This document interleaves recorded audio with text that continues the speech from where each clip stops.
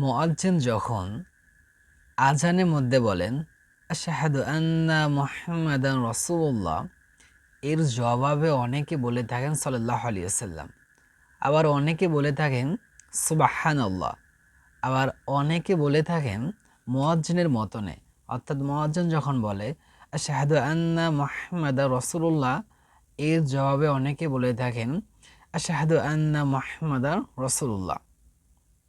কেউ বলে সুবহানাল্লাহ, কেউ বলে সাল্লাল্লাহু আলাইহি ওয়াসাল্লাম, কেউ মুয়াজ্জিনের মতনে বলে। কোনটা সঠিক তা আমরা হাদিস থেকে জানবো ইনশাআল্লাহ। সহিহ বুখারীর 612 নম্বর হাদিস।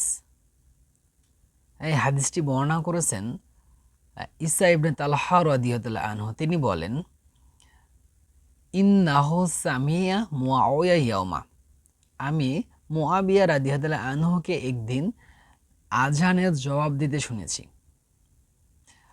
ফাকালা মিসলাহু, তিনি মুয়াজ্জিনের মতনই বললেন।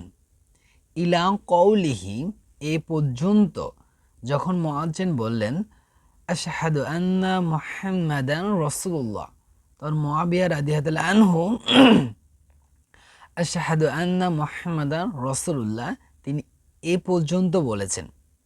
তার মানে এই হাদিস দ্বারা স্পষ্ট যে যখন মুয়াজ্জিন বলবে আশহাদু আন্না মুহাম্মাদান রাসূলুল্লাহ, তখন আমাদেরকে বলতে হবে এর জবাবে আশহাদু আন্না মুহাম্মাদান রাসূলুল্লাহ। আর এটা বলাই হচ্ছে সুন্নত। এছাড়া রাসূল সাল্লাল্লাহু আলাইহি ওয়াসাল্লামের নাম যতবার আমরা শুনবো তার উপর দরুদ পড়ব সাল্লাল্লাহু আলাইহি ওয়াসাল্লাম, শুধু আজান ব্যতীত।